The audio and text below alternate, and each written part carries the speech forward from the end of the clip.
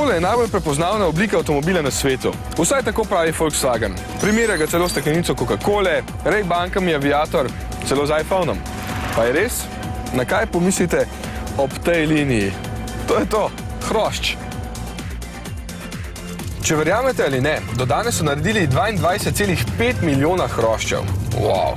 Prvega so predstavili tik pred vojno, davnega leta 1938. Potem leta 1998 drugo, zelo baročno oblikovano generacijo.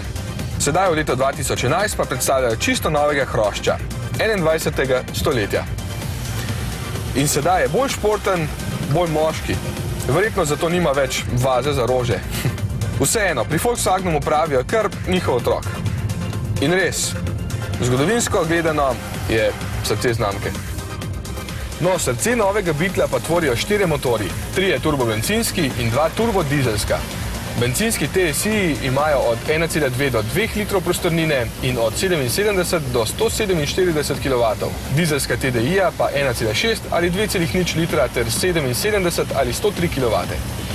Moči bo torej dovolj, opreme tudi, veseli pa še, da so se povezali z mojstri zvoka iz legendarne znamke Fender ter z njihovimi ojačevalniki in zvočniki opremili posebne različice novega hrošča.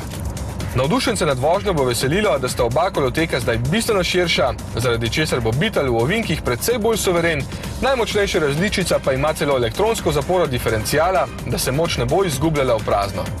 Še vedno pa je bistvo tega avtomobila oblika. Kjerkoli se pojavi, obrača glave. Ko smo se sami med snemanjem pojavili pred kakšno znamenitostjo, so bila recimo celo brandenburška vrata manj zanimiva. Evo, v Berlinu še sredi poletja na polno dežuje. V glavnem, osnovni Herbie bo v Sloveniji na voljo za 17 800 €, s srednjim paketom opreme, prodaja pa se prične oktobra.